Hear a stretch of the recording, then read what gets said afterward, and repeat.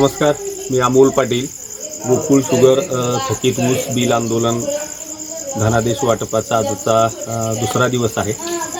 काल पहिल्या दिवशी आपण सन्माननीय तहसीलदार जमदाडे साहेब यांच्या शुभ हस्ते धनादेश वाटपास सुरुवात केलेली आहे. काल 6 गावच्या 6 शेतकऱ्यांचं प्रातिनिधिक स्वरूपामध्ये तहसीलदार साहेबांच्या हस्ते धनादेश वितरित करण्यात आले आणि त्यानंतर मग 6 गावातील 200 शेतकऱ्यांचे धनादेश काल वाटप केलेले आहेत. आता काल थोडीशी अडचण झाली होती आणि काही शेतकरी राहिलेले होते आणि त्यातले आज काही शेतकऱ्यांचे धनादेश पूर्णतः वाटप करून झालेले आहेत आणि आजच्या दिवसातले 19 गावं आपण घेतले होते आणि त्या 19 गावातील 200 शेतकरी त्या सर्वांचे धनादेश आजच्या दिवस अखेरपर्यंत आपण वाटून पूर्ण केलेले आहेत. म्हणजे जवळपास काल आणि आज असे 2 दिवसामध्ये 400 शेतकऱ्यांना धनादेश मिळालेले आहेत, ज्यामध्ये 25 गावांची संख्या आहे आणि एकंदरीत आजच्या या आठवड्यामध्ये आपण 47 गावांच्या शेतकऱ्यांचे जे धनादेश आहेत ते वितरित आपण करणार आहोत.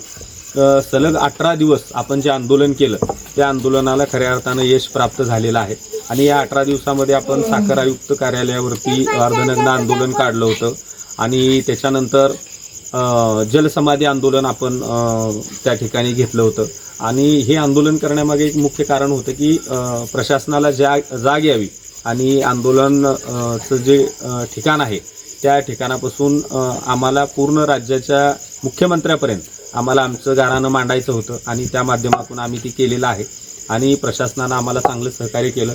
सन्माननीय जिल्हाधिकारी कार्तिकेयन सर यांचं खरं तर मी कौतुक करतो, त्यांचेही आभार व्यक्त करतो की त्यांनी एक प्रशासक कुशल प्रशासक म्हणून आम्हाला खूप चांगलं सहकार्य केलं.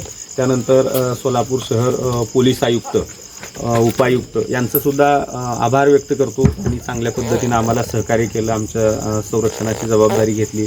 आम्ही जे दोन्ही आंदोलन अर्धनग्न असेल आणि जलसमाधी आंदोलन असेल या दोन्ही आंदोलनामध्ये त्यांनी खूप चांगली भूमिका या ठिकाणी निभावली.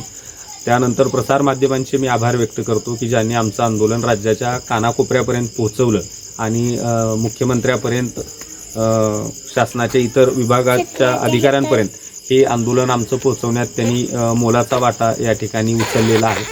त्यानंतर सन्माननीय आमदार सचिनदादा कल्याण शेट्टी यांची विशेष आभार की ज्यांनी या आंदोलनाची मध्यस्थी केली आणि हे आंदोलन पूर्णतः यशस्वी करण्यासाठी त्यांचाही सिंहाचा वाटा आहे.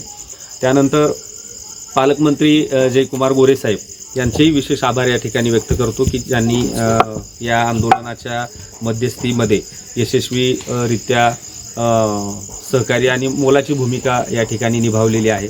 त्यानंतर तुळजापूर तालुक्याचे आमदार सन्माननीय राणा जगजितसिंह पाटील यांचंसुद्धा मी आभार व्यक्त करतो की त्यांनी अप्रत्यक्ष आंदोलनामध्ये जरी ते सहभागी झाले नसले तर त्यांनी फोनच्या माध्यमातून संपर्क साधला आणि यामध्ये मध्यस्थीची भूमिकासुद्धा त्यांनी चांगल्या पद्धतीनं निभावलेली आहे.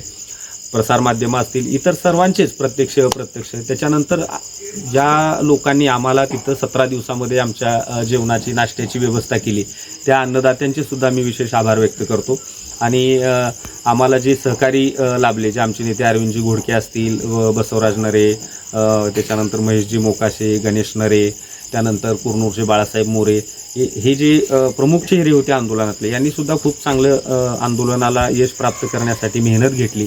या आंदोलनाच्या 18 दिवसामध्ये जे ज्ञात अज्ञात लोक होते अप्रत्यक्ष ज्यांनी या आंदोलन यशस्वी करण्यासाठी प्रयत्न केला त्या सर्वांचे आभार या ठिकाणी व्यक्त करतो. आणि महत्त्वाचं म्हणजे या आठवड्यामध्ये जवळपास 47 गावांची यादी आपण प्रसारित केलेली आहे.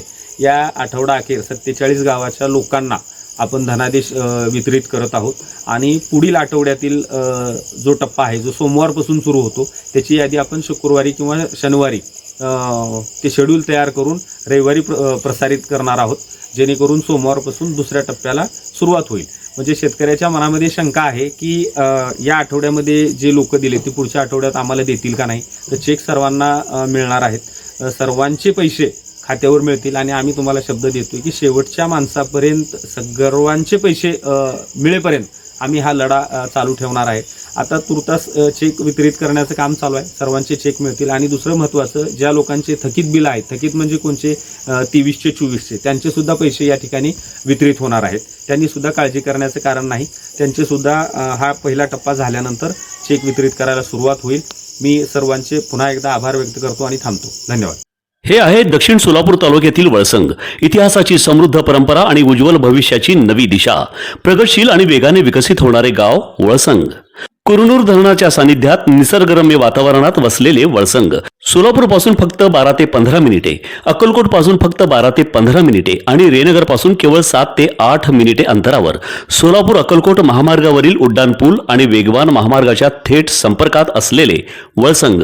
महामार्गावरून थेट वळसंगला सोलापूर अक्कलकोट गुलबर्गा महामार्ग, मोहोळ मंद्रुप वळसंग रिंग रूट, मुंबई पुणे हैदराबाद महामार्ग आणि सुरत चेन्नई ग्रीनफील्ड एक्सप्रेस अशा एकापेक्षा जास्त महामार्गाने वेढलेले गाव म्हणजे आपलं वळसंग.